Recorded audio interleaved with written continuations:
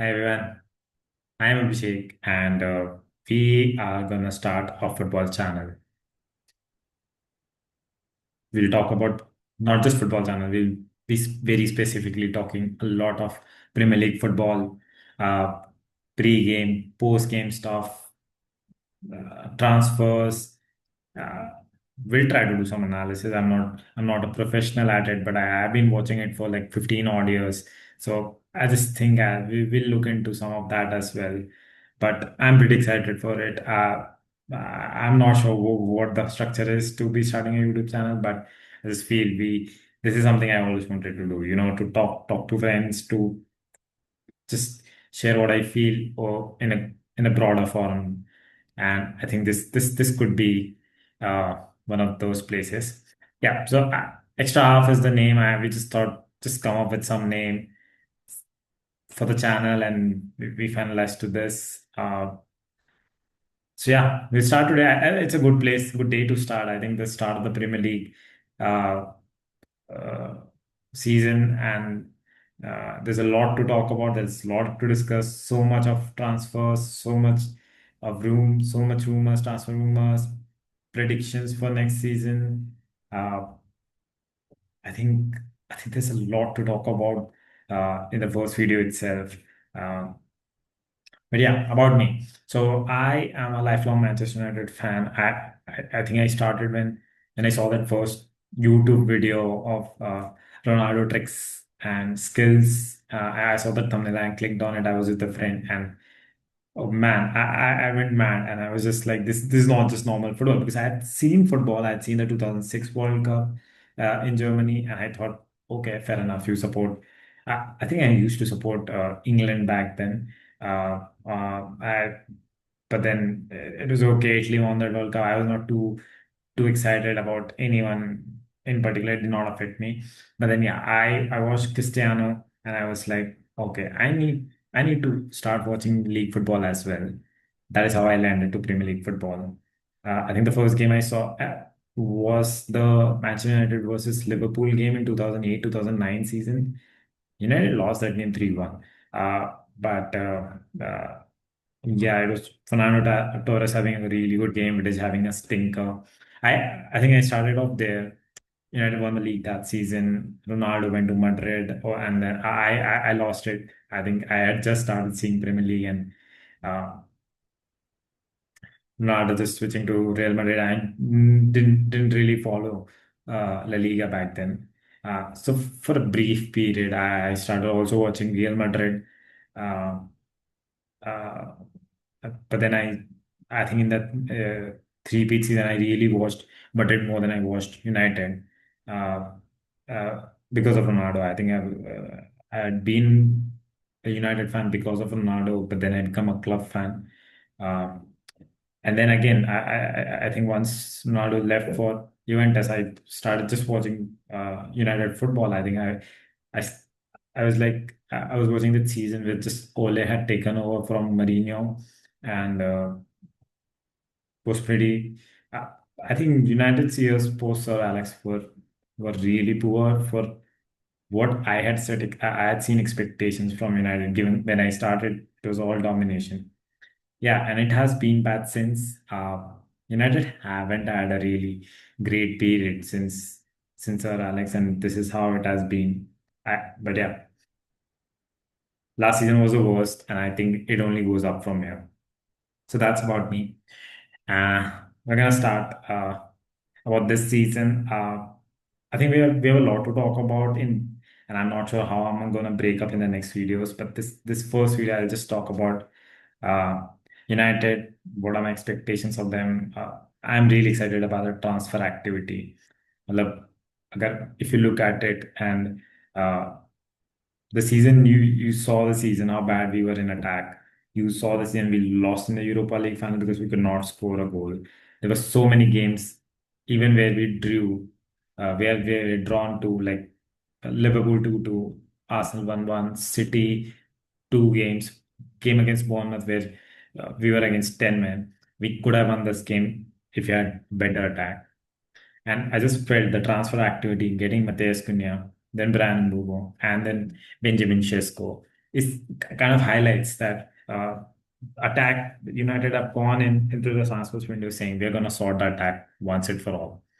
I like the transfers. I am really excited about it because in the previous years they bought Joshua Zirkzee, they bought Rasmus Højlund, they bought Anthony, they bought Sancho, really good potential players, talents. Sancho was proven. Anthony was also kind of proven in the Dutch league. Uh, but then you just look at it and you see, you watch Premier League football and you see it's a lot different from these other leagues. And uh, you look at it and you say it's more about intensity, it's about pay, physicality, uh, it's about the press. It is kind of different from La Liga and Serie A. It's a lot technical over there. Here it is a lot more. But the games are a lot quicker. It's more physical. And I just thought you need to find players who are from within the league, have played in the league, and are proven. And that was my first desire, that the players that we get are from the league. And I believe getting two players, especially Brian Mbeumo and Matthias Cunha, from within the league, job done. I mean, great for United to get them. Also, uh, 20 goals for Brian Mbeumo, 17 goals for Matthias Cunha. So you get 37 goals uh, from these two. And even if they contribute like 50-60% of it going to the next season, you can't really expect them to repeat the season. But then even if they get like 30 odd goals in between them, it's a brilliant season for United. I think United lacked goals, and some of those games where we were like, okay, we're not bad, ended up becoming bad because we would always give up chance, and then we had 109 goals, right? What do you expect? But yeah, having said that, getting two players from within the league and getting them early. I think we are so guilty of getting players after the season starts, but getting both of them early was really I think two really good steps from the board. Benjamin Sesko, I think when the news broke out, I'm looking at Ollie Watkins and I'm saying I'll be okay with either of them, right? Premier League Pro One, kind of like exactly what United would have want in the earlier seasons. I think in the previous season they got Joshua Zirkzee, but even in this season I would have been really happy even if we got Ole Watkins. But I just look at it and see why would the board go for Benjamin Sesko? Different profile, 6'5", physical, quick, good on left feet, right feet, both of them. Yes, of course, did not get a lot of goals. I think 13 odd goals in Bundesliga last season. So the returns uh, were not that great. But I mean, if you could put a person up to hold the ball, to link the number 10s, link the winger or the wing backs, and can just hold up the play, take the pressure out of the defenders, and keep the ball. I think that could well be what Benjamin Sesko does initially, and then start scoring for us while Cunha, Mbumo, Ahmad, Bruno gets the goals for us. So I just think all in all, three really good transfers. I think I was giving it a 6 on 10 already with those two transfers to the transfer window, but I think I kind of wanted Baliba in. We've been hearing for 2 weeks that Baliba United are showing interest in it, and I just felt I look at Manchester United's midfield and I just see there's not a lot. I don't see any quality over there, right? You look at the options we have. You've got Manu Ugarte, who I was very excited about last season. Uh, did not have a great season, but I don't think you can't say that you can't say more than two or three players had a good season last season. Bruno, Ahmed, possibly Mazraoui, but then everyone else had a really poor season last season. And I just think uh, Anil Ugarte had a really poor season, but given the expectation we had from him. He's one of those midfielders who will be able to break up play, will be able to run box to box and have the stamina. But I just feel as a midfielder, he does not have the distribution within him. Uh, uh, and I just feel that as a midfielder is one of the basic qualities you need to have. I just don't think he's good enough on the ball. He's really good on the breaking up the play part, break interceptions, have he run, being physical and all that. But I just don't think he's good on the ball. And then the other options you look at, you look at Casemiro. I don't think he has the legs. He's a veteran footballer. There's nothing. I would not insert him. I should not insert him. No one should. But you realize the pace of the league gets to him. I've seen it in so many games. You look at Crystal Palace in the season before this, and you look at how we played that game, man. You you would want him to retire after that game. But uh, I think age has caught up with him, and the pace of the league is not helping. He's been good in Europa League for us. He was probably one of the best players for us in the second half of the season, especially in the Europa League. But I just don't think you can go into another season with Casemiro as a midfield option. He could be a backup. He could be a fourth or fifth choice, but definitely not a start. Look at Kobe Manu. I love Kobe Manu. I think he's really good on the ball, really good in tight spaces. Uh, he is a star in making. I generally feel, but I just feel not in Amarim's system. He's not physical enough, and he's not quick across the pitch. And when you look at what Amarim demands of his midfielder is uh, to press, to be physical in the midfield, and I think it's very difficult to say that Mainu doesn't fit in the system based on what I've seen, and then he's been injured enough in the seasons. Like for a young player to injure that much, I just feel it's not the best of signs, and I would not be against Amarim for saying he's not my first choice midfielder. And then who's left? Bruno. I mean, that guy can't do enough for us. Like, uh, is there anything he's not been doing?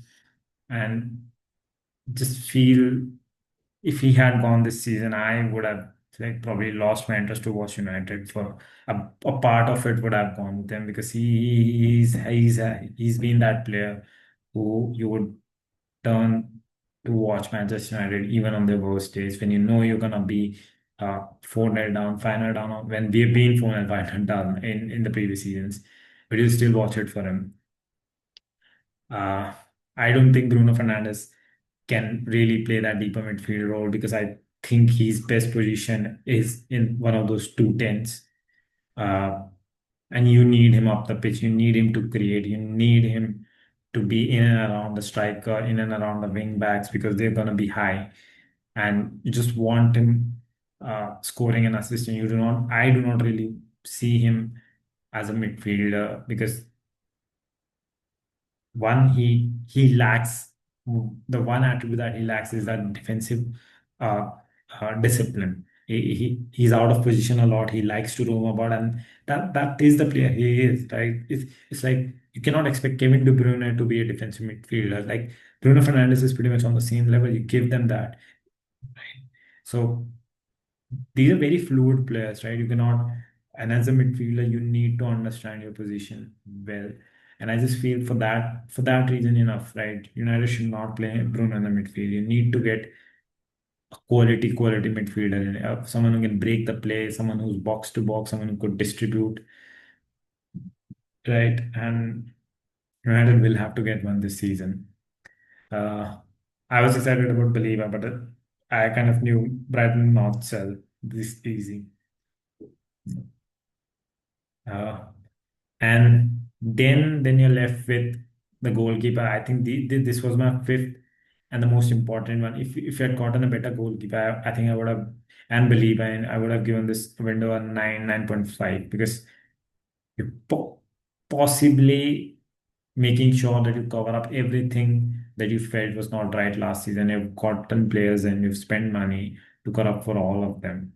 And of course the sales, but that's secondary. Like you could always do them, but that's from the business side of things and not from the footballing side. But yeah, I'm not really. I don't really feel very secure with Onana in goal. I'm not a fan.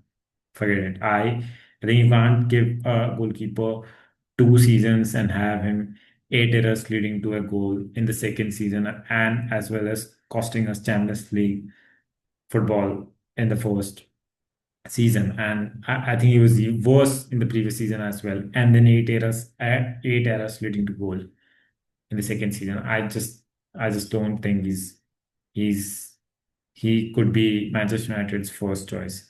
And I think I was excited about Donnarumma, but I just thought United are not giving away good wages. I think they're making it sure that they're giving 100k a week to the players, and I think Donnarumma would have wanted 250k a week. So kind of makes sense. I am okay with it, but definitely wanted to see someone else. Martinez would have been a good option because we need personalities in this team. We need champions, and I think Martinez would have been a good enough option for 2, 3, 4 seasons. But yeah, that deal is also not over the line. So the window is 6 on 10 for me still. I'm hoping they get two more players in the goalkeeper as well as the midfielder before the window shuts. And yeah, so that's about it. That's about United and the transfer activity. The first game we are at Old Trafford against one of our biggest rivals, Arsenal, and I just feel this this is perfect for United. I mean, a lot of fans might think, oh, we could lose 2-0, 3-0, and Arsenal will be high. New season, Gyökeres, and but I just feel this is perfect for us. If we win this game, we set the tone for the rest of the season. That United had a really bad season, and you set that tone from the first game itself. We are at home, three new signings, go out. Just, and I think last season we had games like this against bigger oppositions where we like made them feel that we were really good and we could challenge them in games. And I think I have a really good feeling that United is going to win this game. I think uh, it'll be a good game. I think Gyökeres against Amarim, Shesko, Arsenal's priority striker target. I'm just excited for this game, first game of the season. Uh, and yeah, so that's about it. I don't know. We'll talk more about more games. The league starts today. Liverpool versus Bournemouth first game. We're gonna look at it as well, and we'll look at transfers of some of the other teams as well. I don't want this to just be a Manchester United channel.